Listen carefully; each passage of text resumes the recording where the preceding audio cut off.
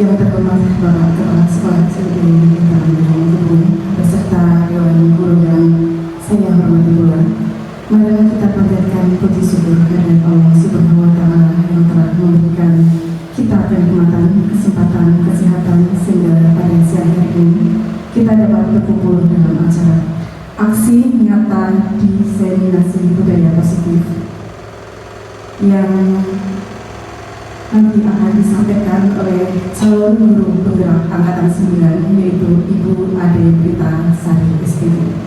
Sebelumnya saya sebagai pembawa acara akan membacakan susunan acara pada siang hari ini. Yang pertama adalah pembukaan, yang kedua menyanyikan lagu Indonesia Raya, yang ketiga acara diseminasi budaya positif, yang keempat sesi tanya jawab, dan yang kelima adalah penutup. Langsung menuju ke acara pertama, yaitu langsung kita membaca basmalah bersama-sama. Bismillahirrahmanirrahim. Selanjutnya untuk acara yang kedua yaitu menyanyikan lagu Indonesia Raya. Kepada hadirin Bapak Ibu Dewan Guru untuk berdiri sejenak.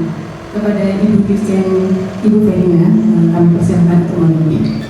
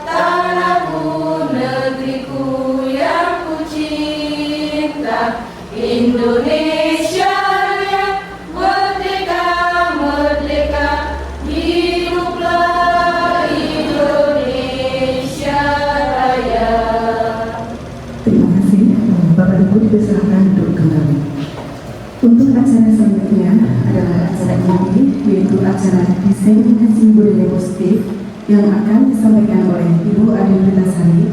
Kepadanya waktu dan tempat kami persilakan.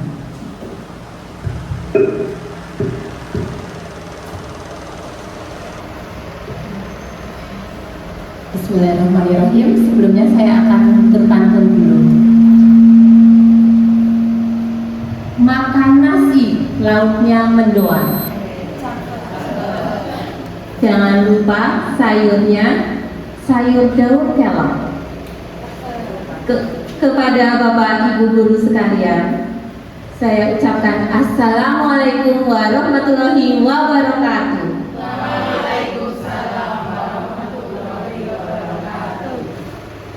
Yang terhormat kepada Bapak Kepala Sekolah SLB Negeri Taman Tinamur Kebumen, yang saya hormati rekan Bapak Ibu guru. Alhamdulillah pada pagi hari ini kita dapat berkumpul di sini dalam kegiatan diseminasi modul 1.4 budaya positif, yang mana pada hari ini adalah tugas saya di guru penggerak untuk menyampaikan pemaparan tentang diseminasi budaya positif yang saya pelajari selama 2 minggu. Tetapi saya harus memaparkan kepada Bapak Ibu guru semuanya hanya dalam waktu 1 jam ya. Nanti kalau seandainya kurang puas, nanti kita lanjut di lain kesempatan, atau nanti setelah acara ini bisa lanjut lagi nih Bapak Ibu ya. Ya. Untuk selanjutnya yaitu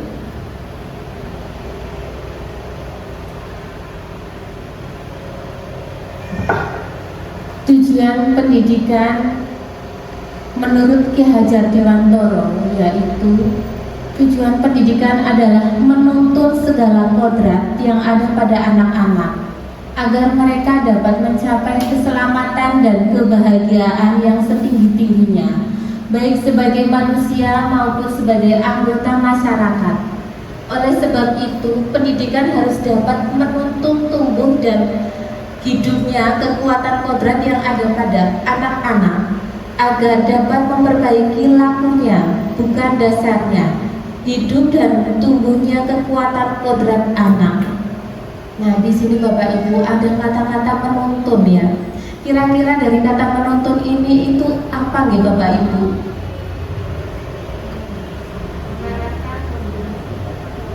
Mengarahkan. Ya, betul sekali, mengarahkan. Ada yang lain?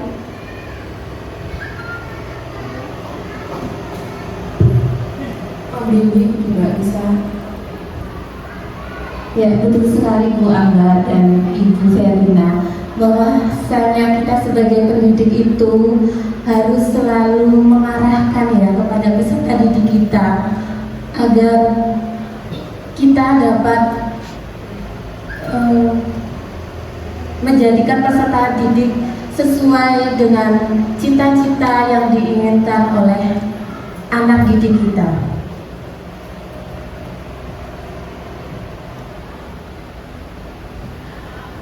Nah, sebelumnya untuk mengawali tentang diseminasi ini, yaitu yang pertama yaitu budaya positif.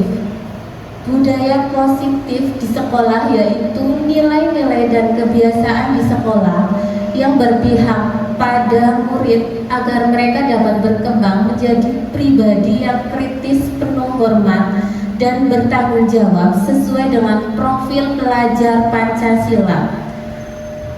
Sebenarnya kita di sekolah ini sudah melakukan kegiatan budaya-budaya positif.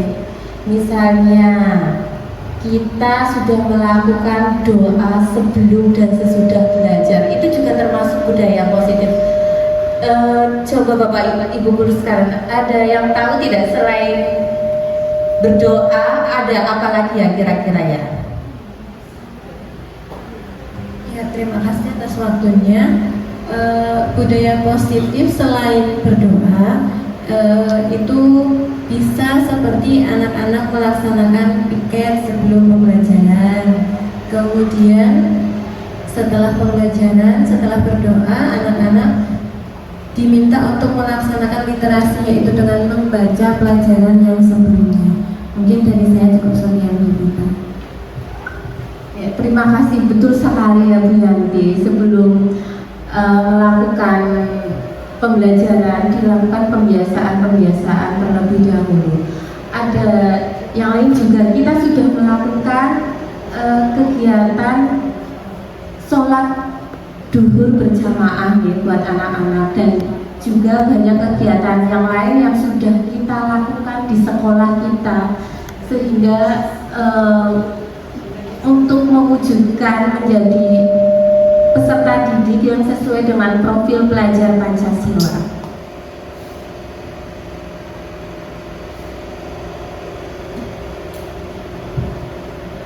Nah, ini ada 7 konsep tentang budaya positif.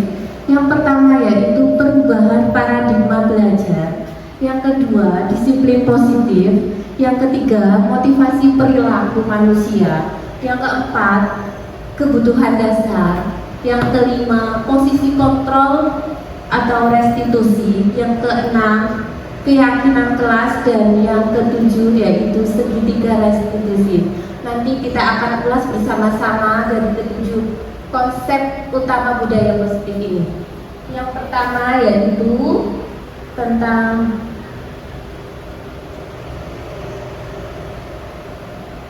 perubahan paradigma belajar ya.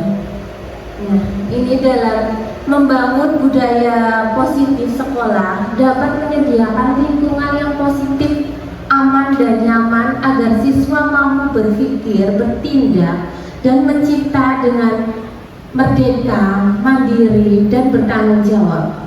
Nah, di sini ada kata-kata aman. Aman di sini yang dimaksudkan itu apa ya Bapak Ibu? Kira-kira?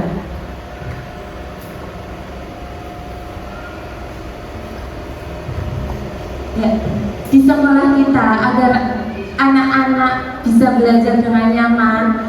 Alhamdulillah di sekolah kita sudah ada Bapak Satpam yang selalu melindungi warganya dari bahaya-bahaya yang akan menjahili anak kita ya. Nah, jadi dalam belajar sebelum anak itu merasa aman, jadi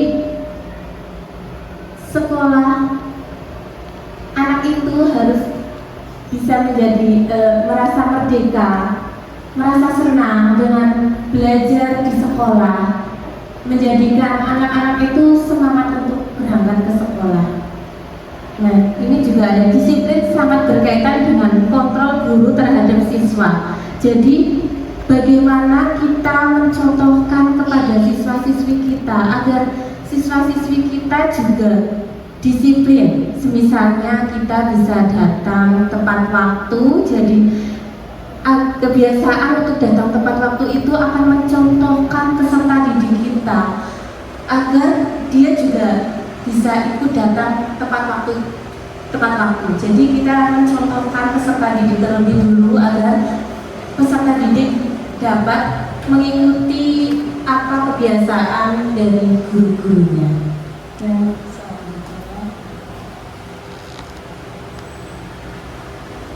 Nah, ini ada sebuah game ya Bapak Ibu. Seandainya ya, Bapak Ibu itu disuruh mengepal tangannya, dan dalam kepalan tangan itu ada sebuah benda yang sangat berharga bagi Bapak Ibu sendiri, dan orang lain itu sampai yaudah kalau kamu mau sampai membukanya saya mau membayar kamu, atau sampai orang lain itu menggelitikkan kamu agar tangan Bapak Ibu itu terbuka. Kira-kira kalau ada benda yang sangat berharga di tangan Bapak Ibu guru semua, kira-kira apa yang akan Bapak Ibu guru lakukan? Kira-kira apa nih? Apakah Bapak Ibu guru akan tetap mengepal, apakah akan membukanya?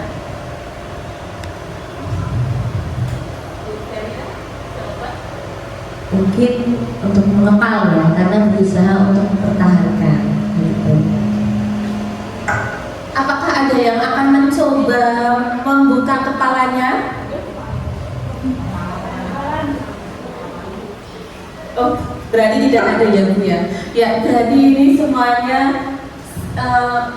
mengepal terus, menggenggam, mempertahankan kepala itu demi benda berharga yang ada pada diri Bapak Ibunya. Nah, ini juga berarti berkaitan dengan rasa tanggung jawab, rasa percaya diri karena Bapak Ibu sudah mempertahankan barang yang sangat berharga ini.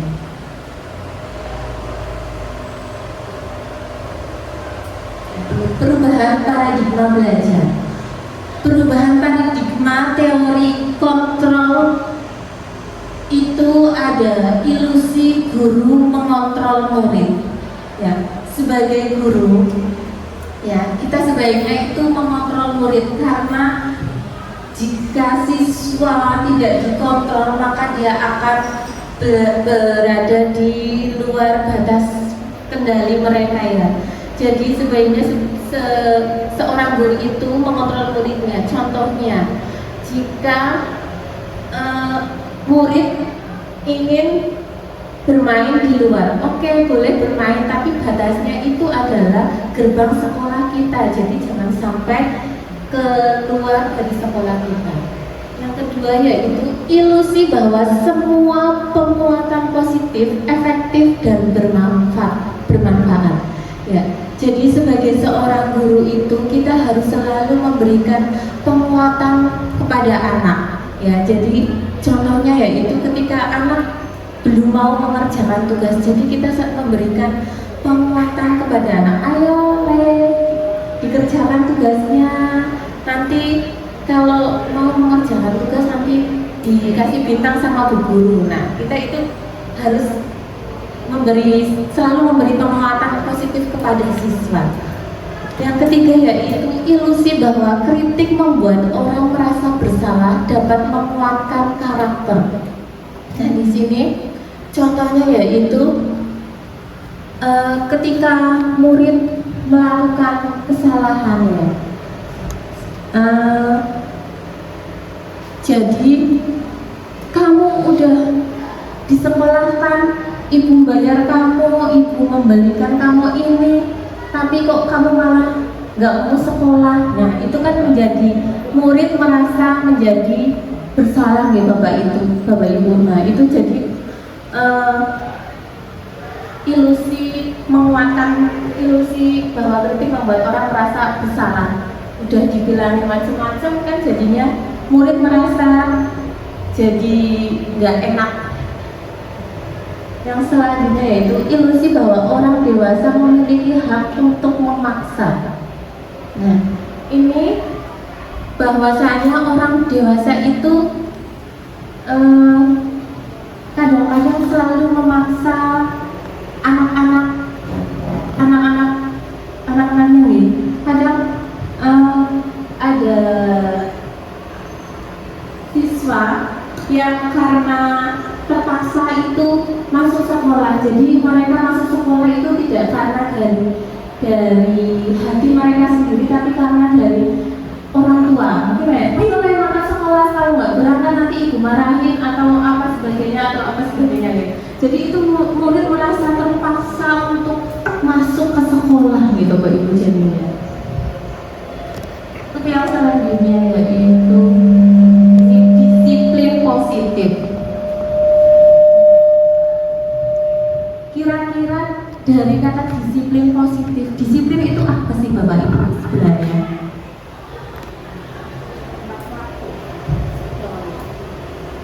Disiplin artinya tepat waktu, selalu menjalani tepat waktu. Misalnya waktu sholat, waktu tidur, makan, tidak boleh diulur-ulur, berbaca waktunya. Itu namanya disiplin.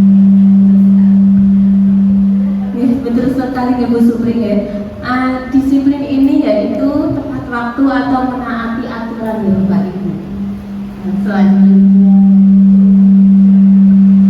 nah ini disiplin itu berasal dari bahasa Latin yang disebut discare, yang artinya belajar. Disiplin diri membuat orang menggali potensi menuju sebuah tujuan apa yang dia hargai. Namun dalam budaya kita, makna kita, kata disiplin telah berubah menjadi sesuatu yang dilakukan seseorang pada orang lain untuk mendapatkan kepatuhan, kecenderungan umum. menghubungkan kata disiplin dengan ketidaknyamanan, bukan dengan apa yang kita hargai atau pencapaian suatu tujuan yang mulia.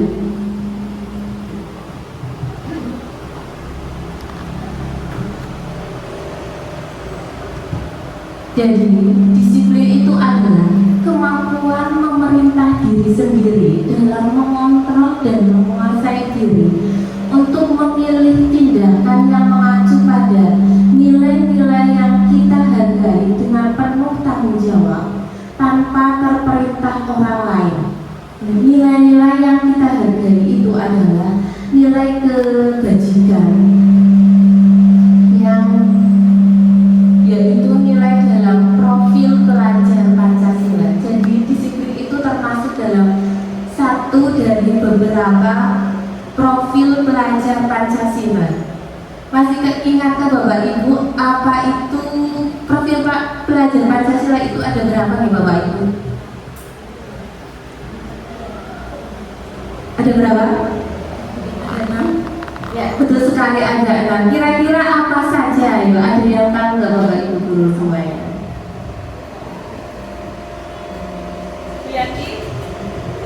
Saya mencoba menjawab ya Bu, cuma nanti kalau ada yang kurang mohon ditambah. Profil pelajar Pancasila ada 6. Yang pertama, berketuhanan dan berkebinekaan. Beriman dan berketuhanan. Yang kedua, mandiri, berkebinekaan global, berpikir kritis. Kemudian apa lagi kita? Gotong royong.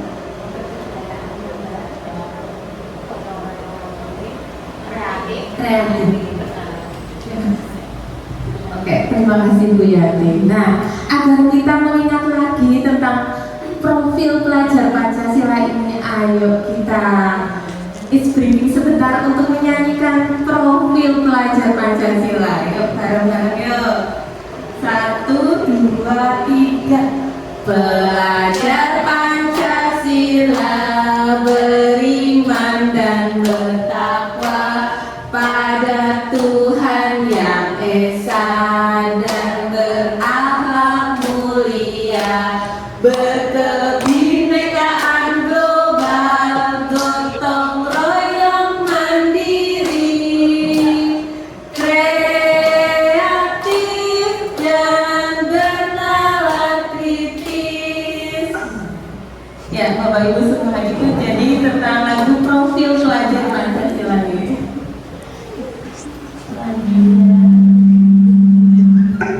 Untuk yang ketiga yaitu kebutuhan dasar manusia ya. Jadi kebutuhan setiap orang itu berbeda-beda. Kita harus memahami pandangan orang lain tentang dunia. Tentang dunia, setiap orang memiliki gambaran yang berbeda.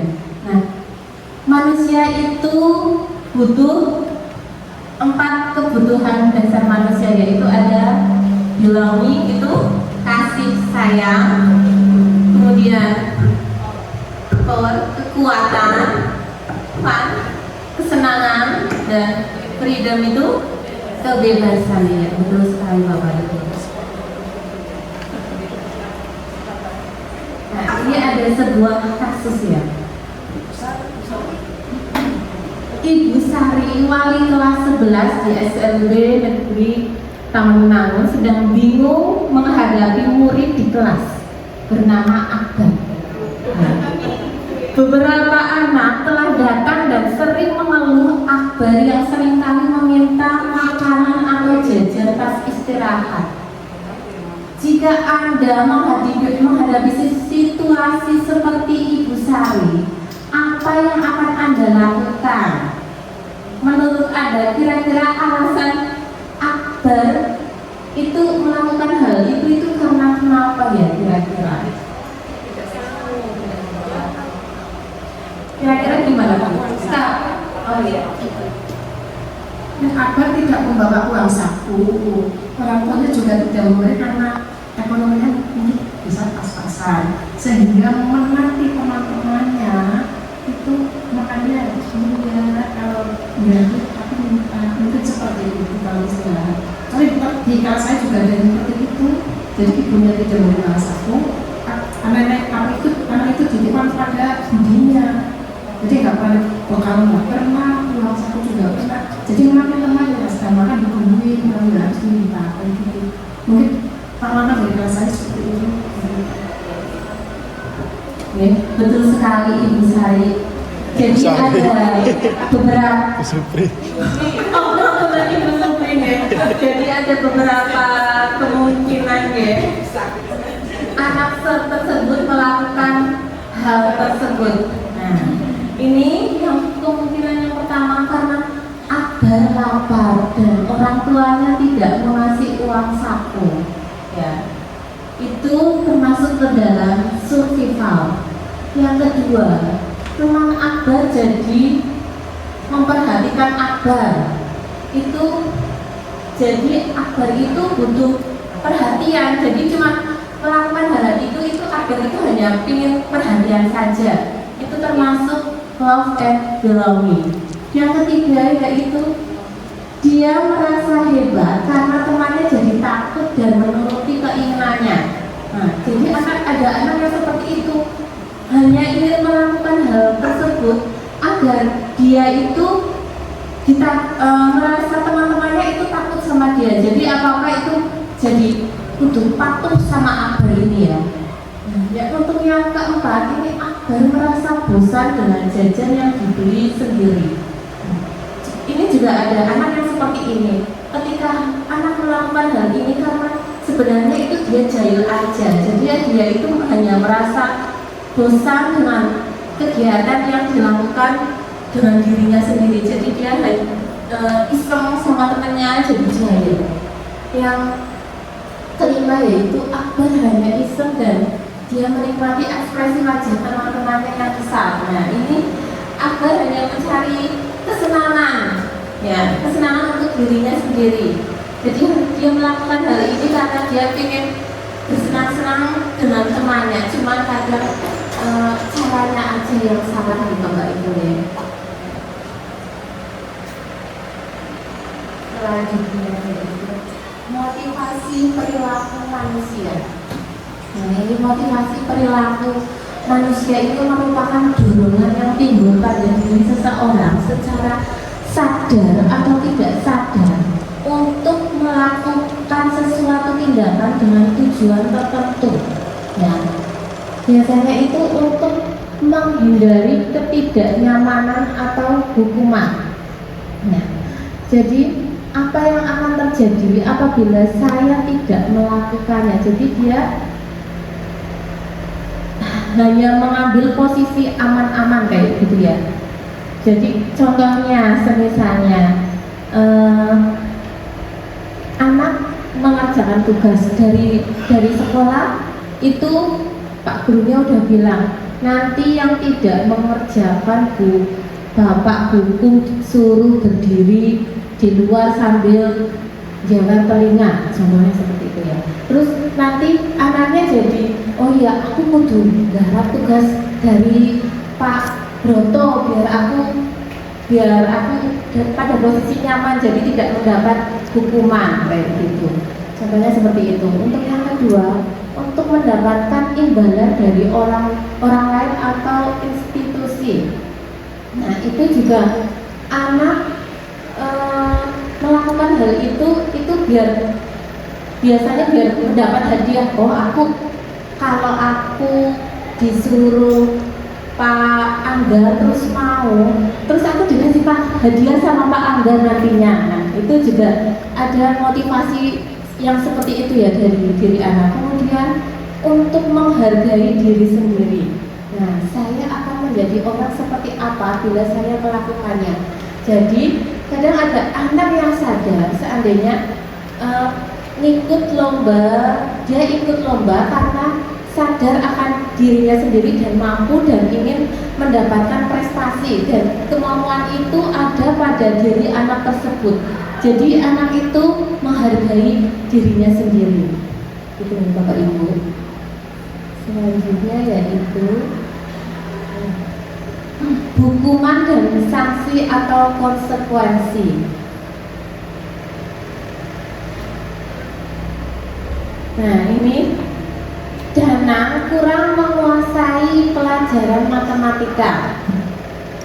Ini ada suatu masalah ya Bapak Ibu, sehingga pada saat pelajaran tersebut berlangsung dia lebih banyak berdiam diri dan menggambar di buku pelajarannya. Pada saat guru matematikanya Pak Budi menanyakan pertanyaan, Danang menjadi gugup dan tidak sengaja menjatuhkan tasnya dari kursi, serta tiba-tiba menjadi gagap pada saat berupaya menjawab. Seluruh kelas pun tertawa melihat perilaku Danang yang bicara tergagap dan malu luar biasa, dan malahan minta Danang untuk maju ke depan dan berdiri di depan kelas sambil menunjuk hidungnya karena tidak bisa menjawab pertanyaan Pak Budi.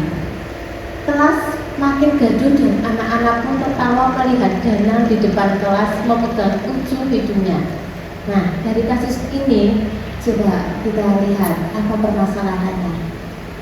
Apakah Anda setuju dengan tindakan Pak Budi terhadap Danang? Kenapa? Kira-kira Bapak Ibu setuju tidak kalau menjadi Pak Danang ketika ada siswa yang melakukan kesalahan terus dia dihukum sambil berdiri terus sambil menjawab telinganya? Kira-kira gimana Bapak Ibu? Kita kira setuju atau tidak?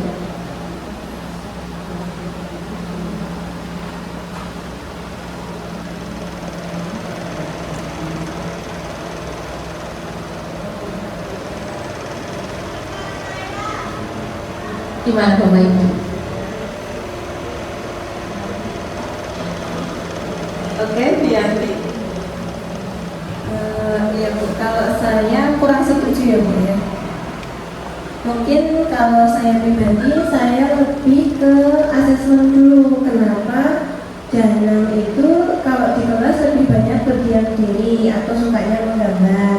Mungkin kita cari tahu dulu kenapa Danang kurang menguasai pelajaran matematika. Apakah karena memang Danang tidak bisa atau Danang tidak suka atau bagaimana? Jadi kita asesmen dulu.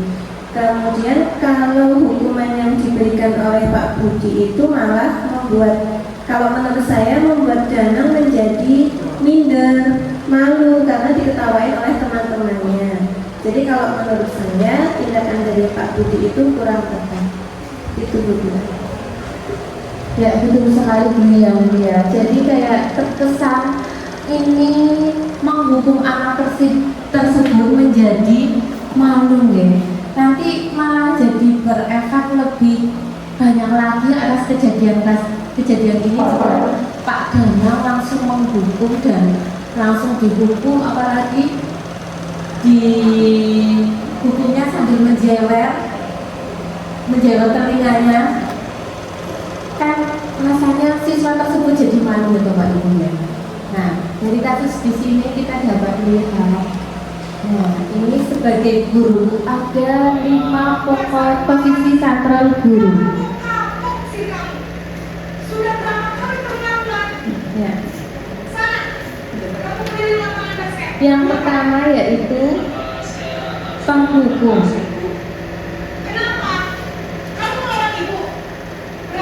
Yang pertama yaitu penghukum. Yang kedua yaitu membuat rasa bersalah. Yang ketiga yaitu menjadi teman. Yang keempat yaitu pemantau. Yang kelima manajer. Nah ini posisi kontrol seorang guru itu ada 5. Nah kita lihat kita itu ada di posisi mana ya kira-kira. Nah sebelumnya kita lihat video ini dulu.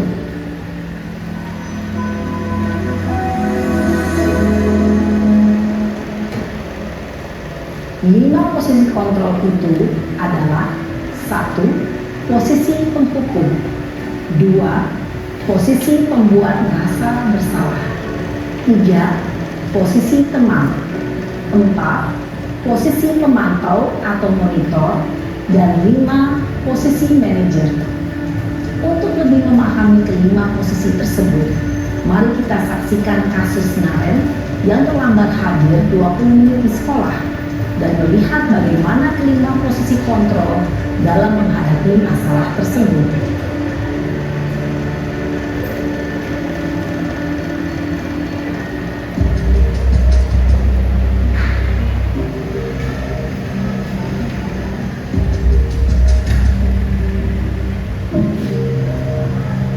Naren! Sini kamu! Selamat pagi Bu. Selalu terlambat. Kamu deh, pasti terlambat. Maaf Bu, saya Apa? Apa coba? Alasan kamu apa lagi? Kapan sih kamu tidak terlambat? Malas sekali ya kamu jadi anak. saya Dasar pemalas. Gak kapok-kapok sih kamu. Sudah berapa kali terlambat? Sana, kamu keliling lapangan basket 2 kali. kenapa saya harus keliling lapangan basket Bu? Kenapa? Kamu melawan ibu? Berani-beraninya jawab. Sudah terlambat, masih berani jawab pula. Sekarang, keliling lapangan basket 5 kali sekalian. Biar kapok. Cepat. Pergi sana ke lapangan basket. Nah, ini posisi guru sebagai penghukum ya, Posisi Bapak Ibu. penghukum biasanya berbicara dengan nada tinggi, menghardik, menunjuk-nunjuk, menyakiti, dan menyindir.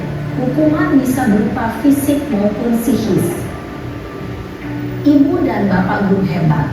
Dampak yang terjadi pada murid ketika guru berada pada posisi penghukum adalah murid cenderung akan memberontak, bahkan menyimpan dendam.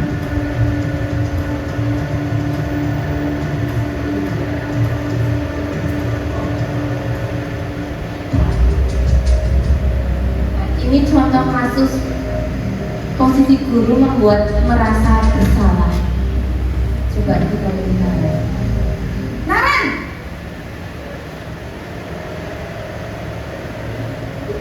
Selamat pagi Bu.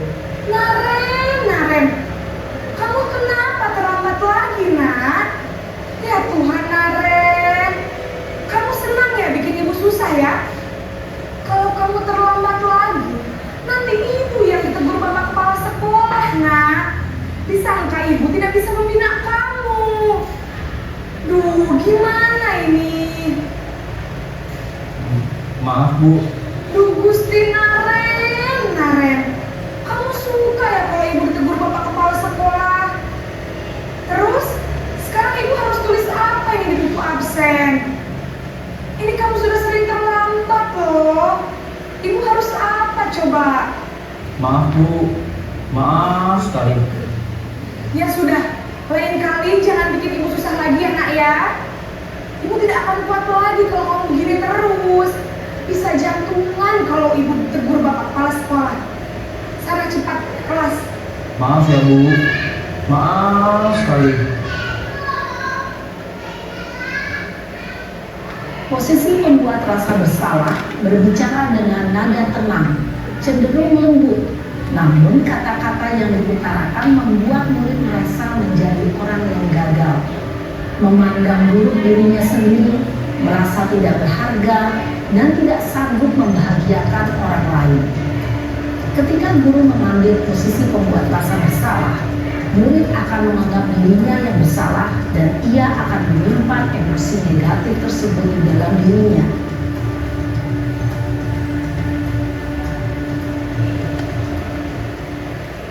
Nah, ini yang selanjutnya adalah memposisikan guru sebagai teman.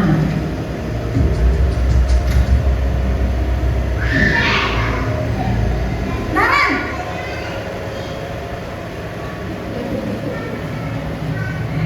Selamat pagi Bu. Wah, sudah jam berapa ini nak? Terlambat lagi ya sayang. Iya Bu, habis ibu saya lupa membangunkan saya Bu. Kamu malah menyalahkan ibu kamu. Kamu bukannya anak yang larinya paling kencang. Kok terlambat sih? Iya Bu, saya memang terlambat bangun tadi. Jadi biarpun saya lari kencang, tetap gak terkejar Bu. Ya sudah sana. Nanti lain kali larinya lebih kencang lagi ya. Biar gak terlambat lagi. bikin seneng ibu demi ibu. Bisa kan? Bisa lah Bu. Ya sudah, sana masuk kelas. Ibu beresin urusan absen kamu.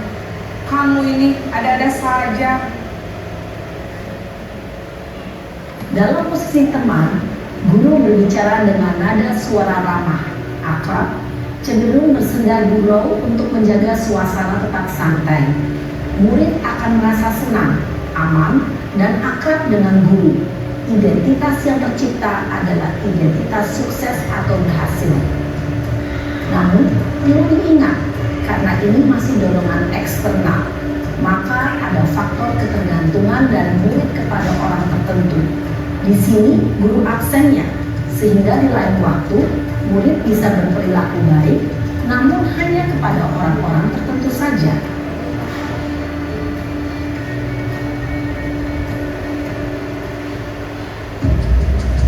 Nah, ini selanjutnya memposisikan guru sebagai pemantau.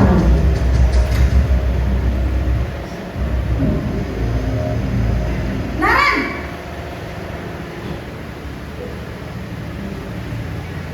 Selamat pagi Bu. Naren, apa peraturan sekolah kita tentang jam berapa kita harus masuk sekolah, nak? Kita harus di sekolah jam 7 Bu. Iya betul, sekarang sudah jam 7.20. Naren sudah tahu konsekuensinya jika terlambat hadir. Paham Bu. Saya harus tinggal kelas pas jam istirahat selama 20 menit. Iya benar, konsekuensinya demikian. Jadi nanti jam 9.30 pas istirahat, kamu harus tinggal di kelas, kerjakan tugas tambahan untuk ketertinggalan kamu, ya? Baik Bu. Posisi pemantau mengandalkan penghitungan atau data untuk mengontrol murid. Guru mengarahkan murid berdasarkan peraturan dan konsekuensi. Seorang pemantau menunjukkan bahasa tubuh dan ekspresi wajah yang datar dan cenderung formal.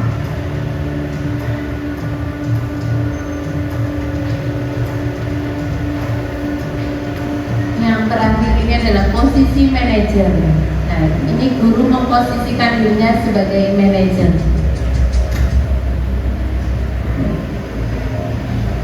Naren!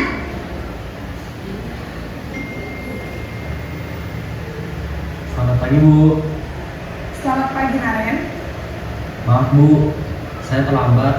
Iya, sekolah masuknya jam 7, sekarang sudah jam 7.20. Jadi sekarang bagaimana ini Naren? Maaf Bu, saya lupa setel alarm saya semalam. Baiklah, menurut kamu, keyakinan sekolah yang mana yang perlu kamu tingkatkan? Menghargai diri sendiri dan orang lain mungkin ya Bu. Setuju. Jadi, apakah Naren meyakini prinsip saling menghormati tersebut? Iya Bu, saya meyakininya. Apakah Naren bersedia memperbaiki masalah keterlambatan ini? Bersedia Bu. Bagaimana kamu akan perbaiki masalah keterlambatan ini? Saya akan coba untuk tidak lupa menyetel alarm saya Bu. Baik, kalau Naren lupa menyetel alarm di rumah, ada orang yang kira-kira bisa bantu mengingatkan tidak? Ada Bu, kakak saya, Kak Emma. Ada lagi selain Kak Emma? Selain Kak Emma, ada ibu saya. Baik, jadi yang mengingatkan Naren adalah Kak Emma dan ibu kamu ya? Kira-kira akan mulai start alarm kapan nih Naren? Setelah pulang sekolah, akan segera saya lakukan. Baik, jadi Naren akan setel alarm untuk bangun besok pagi dan akan diingatkan oleh kakak dan ibunda Naren ya. Ada lagi yang mungkin perlu dilakukan Naren agar tidak terlambat bangun lagi? Tidak ada Bu. Baik Naren, terima kasih untuk kerjasama kamu. Sekarang kamu perlu kembali ke kelas untuk belajar. Baik Bu, terima kasih. Posisi manajer adalah posisi kontrol yang disarankan untuk membimbing murid memiliki sikap disiplin yang positif, yaitu murid yang mandiri, bertanggung jawab, dan dapat memecahkan masalah. Tujuan dari posisi ini adalah agar murid dapat berefleksi atas tindakannya. Guru akan dengan tulus memberikan pertanyaan-pertanyaan bermakna, sehingga membuat murid dapat belajar dari kesalahannya dan mencari sebuah solusi untuk menyelesaikannya.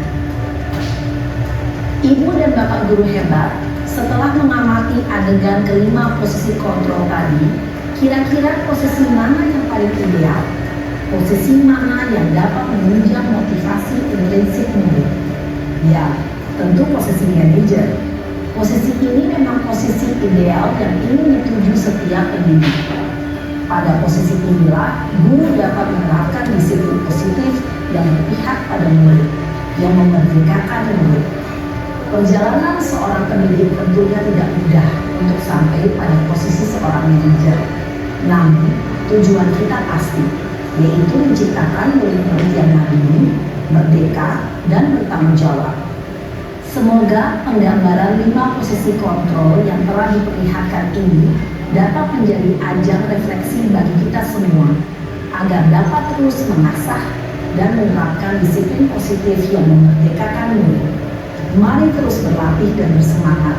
Selamat menerapkan. Salam dan bahagia, Ibu dan Bapak Guru hebat. Dari kelima posisi yang sudah dipaparkan tadi, kira-kira saya ingin bertanya,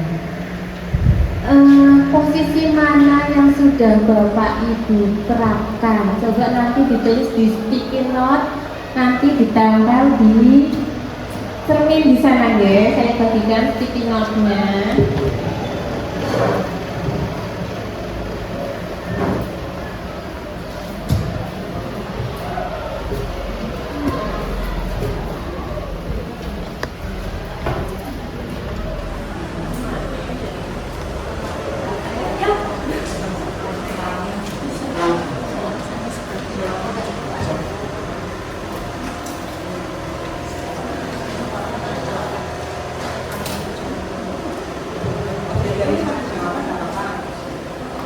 Posisi kontrol guru itu tadi ada 5. Yang pertama yaitu penghukum, yang kedua yaitu membuat rasa bersalah, yang ketiga yaitu sebagai teman, yang keempat sebagai pemantau, dan yang kelima sebagai manajer kontrol. Kira-kira Bapak Ibu guru ini sudah pada posisi yang mana ya?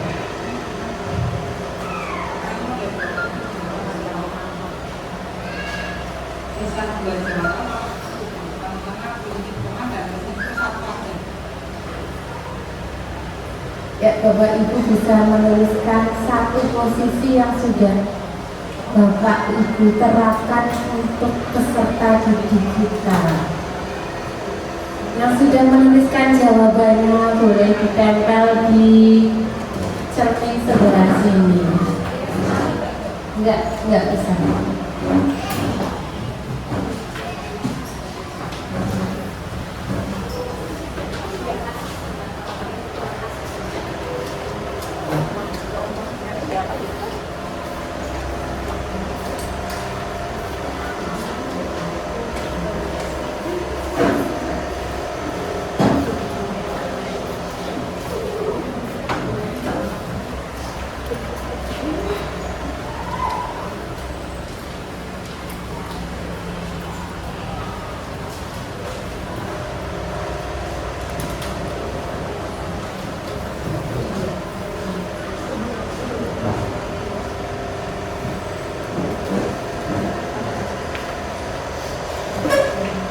Ya baik, akan saya bacakan. Kalau saya penerapan posisi teman ketika di kelas, akan tetapi saya ingin mencoba menjadi pada posisi manajer. Ada juga yang menjadi teman dan pemantau. Ada yang menjadi teman, pemantau, teman, posisi manajer kontrol, posisi teman. Nah, dari kelima posisi tadi yang sudah dilihat, posisi yang baik sebagai seorang guru itu sebaiknya pada posisi manajer kontrol. Untuk itu marilah kita bersama-sama untuk memposisikan diri kita belajar menjadi seorang manajer kontrol Bapak Ibu. Yang selanjutnya,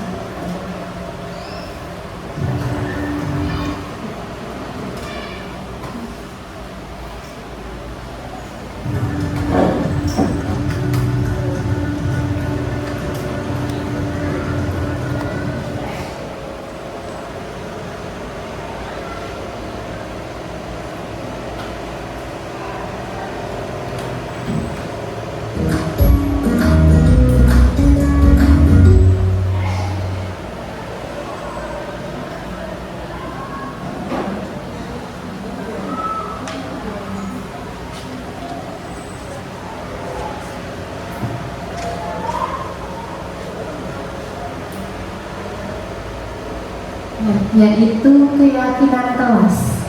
Tentang keyakinan kelas. Jadi keyakinan kelas itu adalah nilai-nilai kebajikan atau prinsip-prinsip universal yang disepakati bersama secara universal, lepas dari perubahan agama, suku, negara, dan bahasa.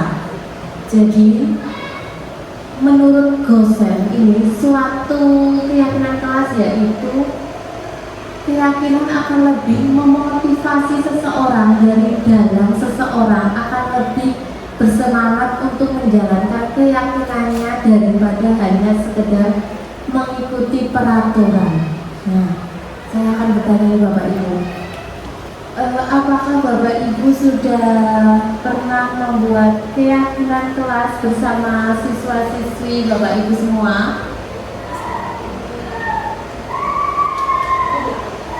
Gimana Bu Beri? Belum Ibu Berita. Mari kita ulas lebih lanjut tentang keyakinan kelas ya Bapak Ibu. Nah, ini jadi keyakinan kelas itu, kebetulan kelas saya sudah membuat tentang keyakinan kelas ya Bapak Ibu. Saya bersama murid-murid saya membuat keyakinan kelas bersama murid-murid agar jadi, oh ya, ayo kita bikin suatu kesepakatan di kelas kita agar kita sama-sama tanggung jawab antara murid dan juga saya sendiri. Nah, ini ada beberapa tentang peraturan dan nilai kebajikan yang dituju. Contohnya ini yang pertama yaitu selalu kembalikan buku ke tempatnya. Nah, ini nilai keyakinan kelas yang dituju itu adalah mempunyai rasa tanggung jawab. Nah, dan ini yang kedua adalah dilarang mengganggu orang lain. Nah, nilai kebajikan yang dituju itu menghormati orang lain dan diri sendiri. Selanjutnya, ini ada hadir di sekolah 15 menit sebelum pembelajaran dimulai. Nah, ini keyakinan nilai kebajikan yang dituju adalah nilai komitmen, ya, tentang komitmen. Yang terakhir, yang selanjutnya itu ada dilarang melakukan kekerasan. Nah, nilai kebajikan yang dituju itu tentang keselamatan. Nah, sekarang ada peraturan tentang dilarang menggunakan narkoba. Berarti nilai kebajikan yang dituju itu dalam keyakinan kelas itu apa ya kira-kira ya Bapak Ibu? Ada yang tahu? Ya Bu Endra?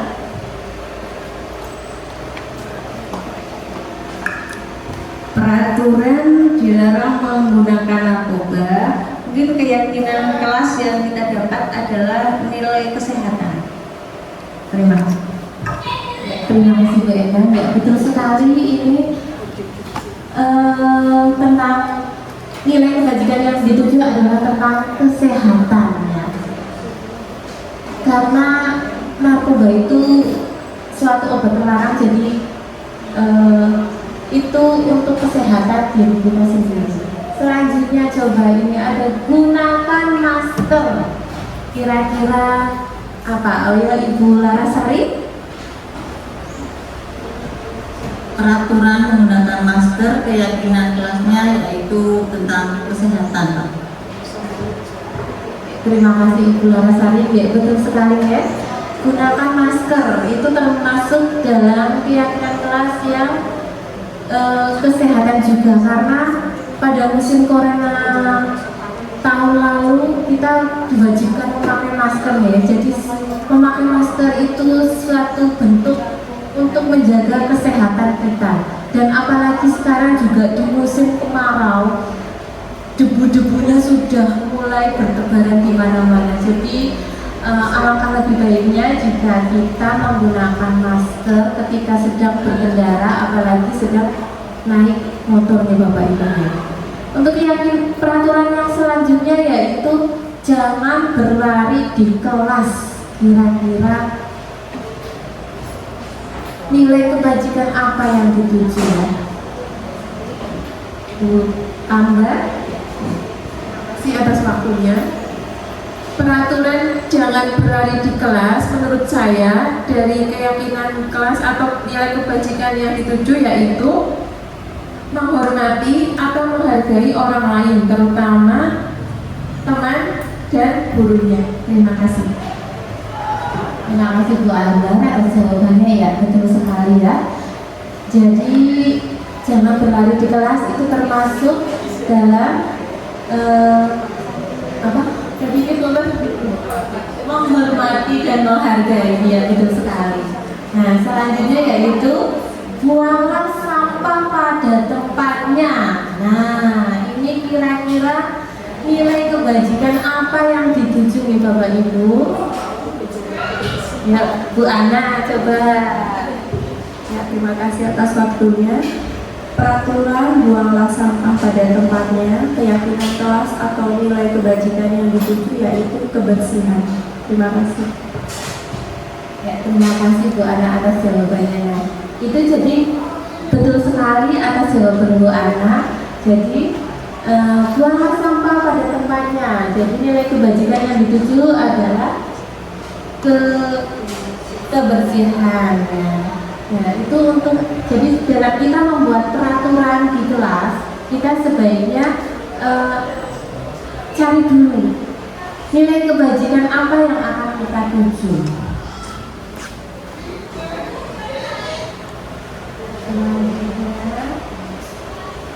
Nah, ini ada segitiga restitusi. Dalam pemecahan masalah ini segitiga restitusi itu sering digunakan ya Bapak Ibu. Kemarin dalam saya belajar di program guru penggerak ini, jadi kalau ada masalah itu sebaiknya kita menerapkan pemecahan masalah dengan menggunakan segitiga restitusi. Yang pertama yaitu menstabilkan identitas. Yang kedua memvalidasi tindakan yang salah. Kemudian yang ketiga yaitu menanyakan keyakinan.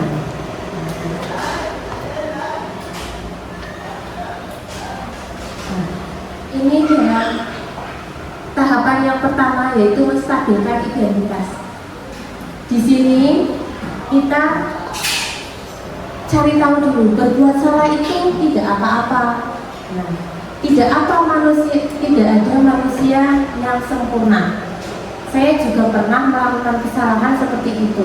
Kita bisa menyelesaikan masalah ini atau Bapak Ibu tidak tertarik mencari siapa yang salah, tapi Bapak Ibu ingin mencari solusi dari permasalahan ini. Kamu berhak merasa seperti itu. Nah, ini untuk tahapan menstabilkan identitas ini ada beberapa kata-kata agar dalam pemecahan masalah itu stabil. Nah, ini untuk contoh kata-katanya nih Bapak Ibu.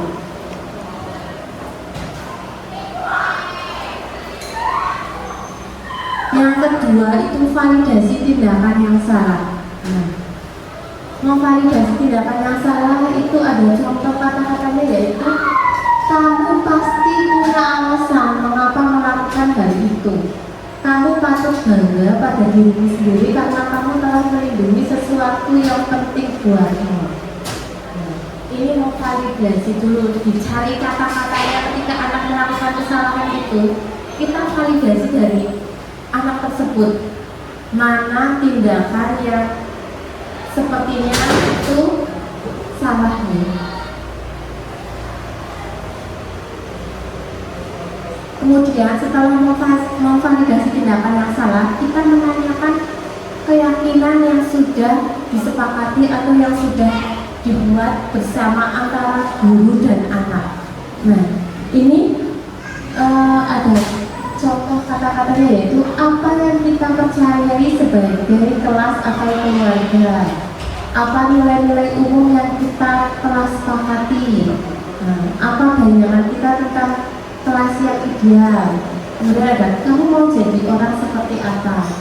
Nah, ini menanyakan keyakinan kelas dulu ketika dalam pemecahan masalah. Jadi yang pertama itu tadi kita menstabilkan identitas dulu ya. Kemudian setelah menstabilkan identitas, kemudian kita memvalidasi tindakan yang salah. Selanjutnya yaitu yang ketiga yaitu menanyakan keyakinan kelas. Nah, ini ada contoh kasus yang pernah terjadi di kelas saya. Nah, ini ada siswa yang tidur di dalam kelas pada saat pelajaran. Tadi sudah selesai? Ya.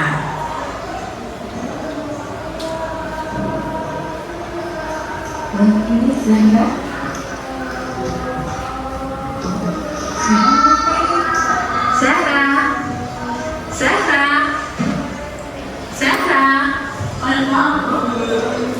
Nanti istirahat temuin Bu Brita ya.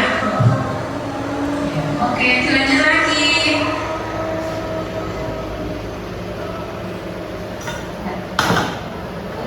Ini skenario kasusnya nih Bapak Ibu. Kemudian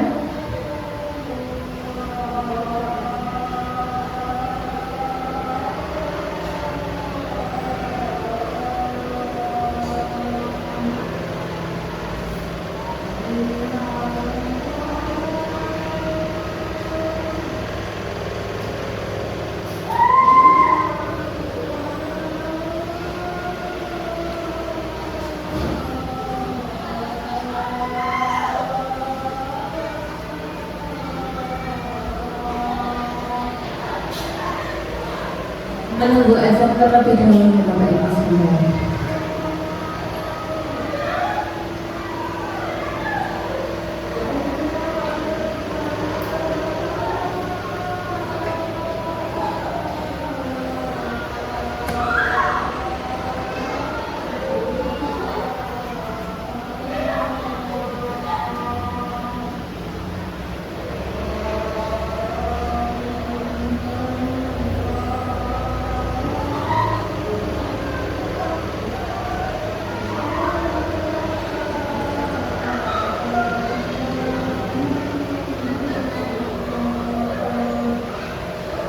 Oke, kita lanjut lagi.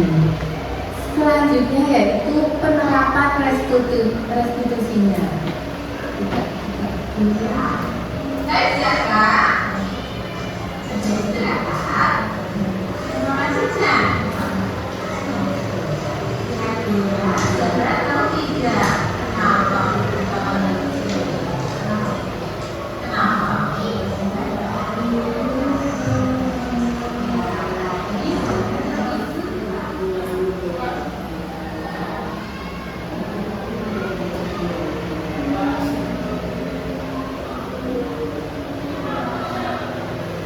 Langkah yang pertama yaitu menstabilkan identitas terlebih dahulu.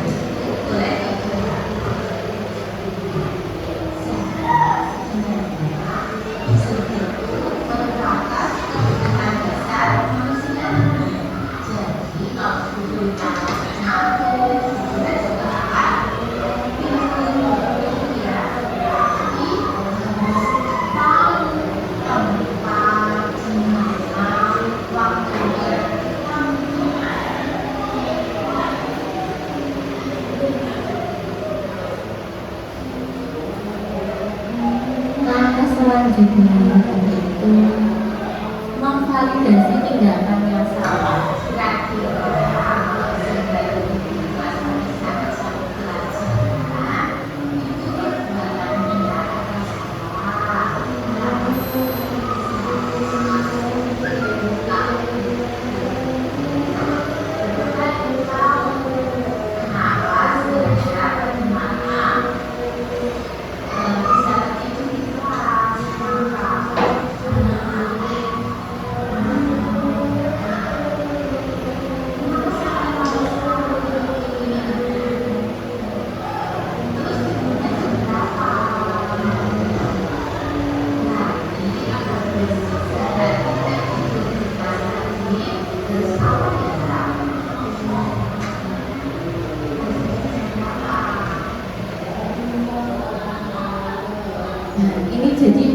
menanyakan kepada siswa langsung ya.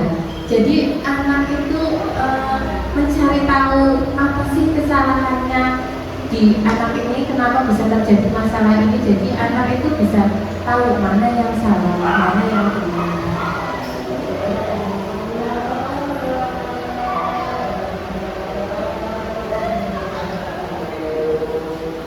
Untuk selanjutnya yaitu menanyakan keinginan kelas.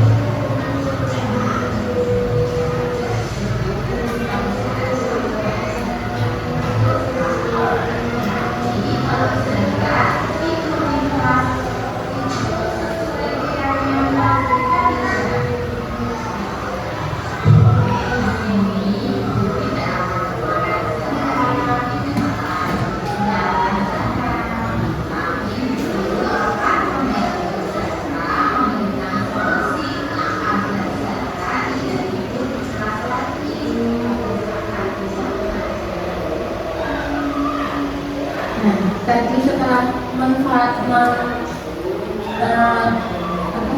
itu pandangan yang salah, selanjutnya yaitu menanyakan keyakinan kelas. Jadi agar sinkron atas apa yang terjadi, kesalahan apa yang terjadi pada anak tersebut dengan keyakinan yang sudah kita buat itu sama tidak. Jadi anak itu mencari posisi kesalahannya sendiri.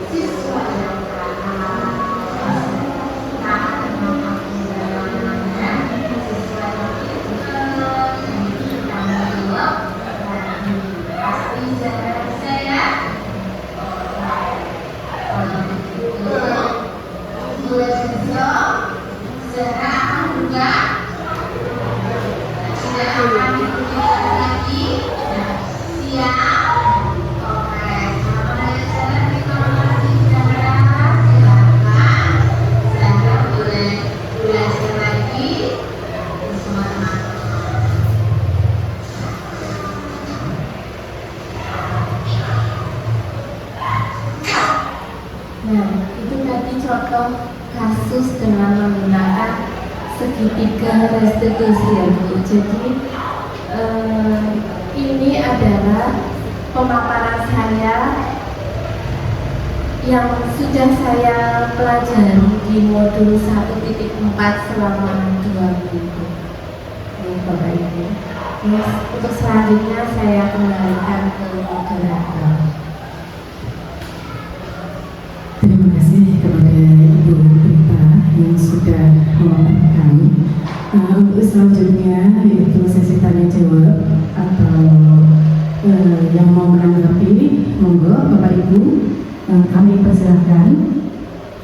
Monggo yang mau bertanya atau menanggapi di pemaparan Ibu Rita, saya persilahkan.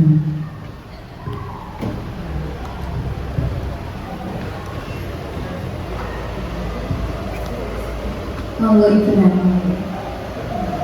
Terima kasih. Assalamualaikum warahmatullahi wabarakatuh. Ya, yang akan kami tanyakan adalah apa perbedaan antara pemantauan dan restitusi, Mbak Rita?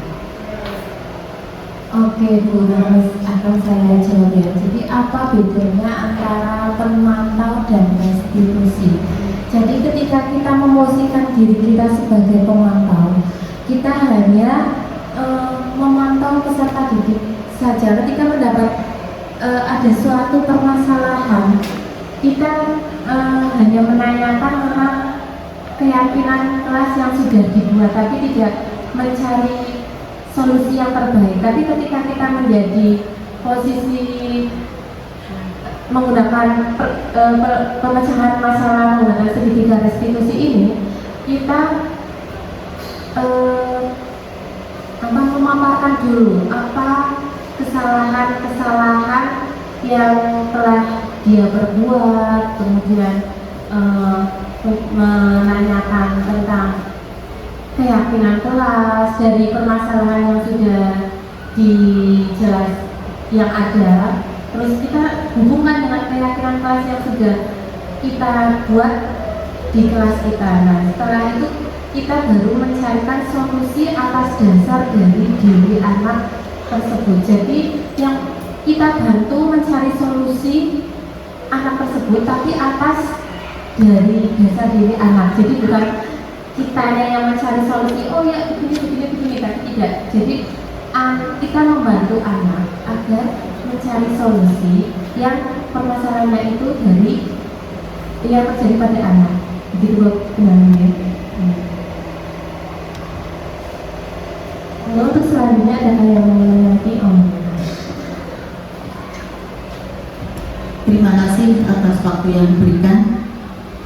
Saya Bu Rita sering menghadapi siswa yang dalam hal ini sering tidak mengerjakan tugas atau PR yang saya kasihkan. Nah, yang menjadi pertanyaan saya, bagaimana menghadapi siswa yang demikian itu, yang tidak mau mengerjakan tugas? Ibu, terima kasih untuk pertanyaannya. Ya, ini pertanyaan bagus sekali nih Bapak Ibu ya. Jadi kita sering menghadapi siswa yang sangat sulit sekali untuk mengerjakan tugas. Nah, di sini saya biasanya itu konsultasi dulu dengan orang tuanya. Nah, ini sebelum berangkat sekolah, ini anak tersebut ada masalah tidak di rumah. Nah, ketika terjadi ada masalah, maka akan berimbas pada diri anak. Dan itu akan terbawa di sekolah. Jadi yang angel, susah diatur, atau jadi nggak mau mengerjakan tugas atau malas-malasan. Nah, setelah kita mengetahui apa yang terjadi di rumah, maka kita mendekatkan diri kepada anak tersebut. Kita memposisikan diri kita sebagai teman anak, teman murid kita ya. Jangan memposisikan kita sebagai guru, tapi posisikan diri kita sebagai teman, agar anak itu merasa nyaman terhadap diri kita. Jadi kita belajar walaupun kita sebagai guru dan siswa, tapi ketika kita memposisikan diri kita sebagai teman, anak itu akan merasa lebih percaya diri. Mungkin itu yang dapat saya paparkan di Juara 1.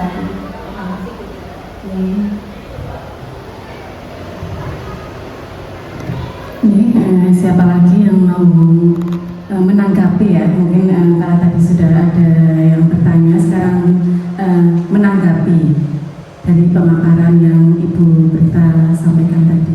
Monggo.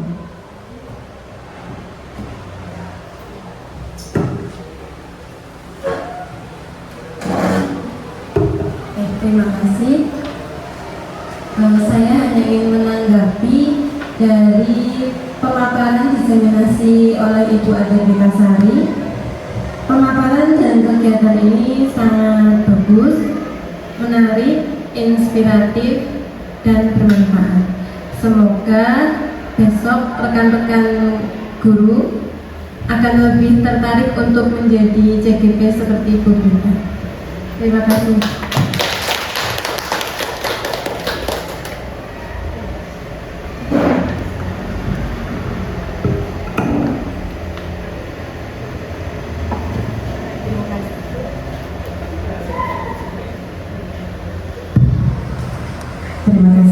kepada Ibu Narni, Ibu Sari dan terakhir Ibu Yanti yang sudah memberikan pertanyaan dan sekaligus menanggapi. Semoga untuk pemaparan yang Ibu Prita sampaikan pada siang atau sore hari ini bisa menambah ilmu baru buat kita semua dan kita harapkan nanti bisa diterapkan di sekolah kita. Ya, untuk acara terakhir yaitu penutup, marilah kita tutup acara pada sore hari ini dengan membaca hamdalah bersama-sama. Alhamdulillah. Amin. Nah, saya mohon maaf bila ada kata-kata yang tidak berkenan dari Bapak Ibu semuanya. Saya akhiri. Wassalamualaikum warahmatullahi wabarakatuh.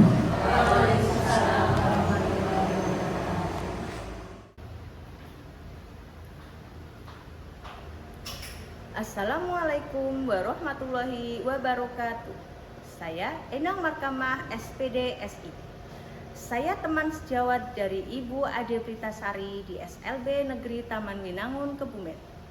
Menurut saya, dari apa yang sudah dipaparkan oleh Ibu Prita mengenai diseminasi budaya positif, ini sangat tepat untuk diterapkan di sekolah kita, di mana tingkat kedisiplinan para siswa-siswi di SLB Negeri Taman Winangun Kebumen masih dipengaruhi oleh faktor ekstrinsik, bukan dari faktor intrinsik atau dari diri sendiri.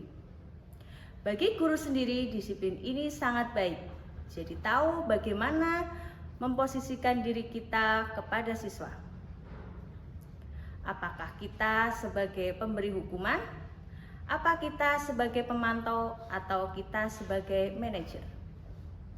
Kemudian bagaimana cara kita menanamkan perilaku disiplin intrinsik di dalam diri siswa dan juga diri kita sendiri. Semoga dari adanya diseminasi ini kita bisa menerapkan di sekolah ini dan juga bisa membangun karakter siswa-siswi yang sesuai dengan harapan kita. Saya kira hanya itu yang bisa saya sampaikan. Apabila banyak salah, mohon maaf yang sebesar-besarnya.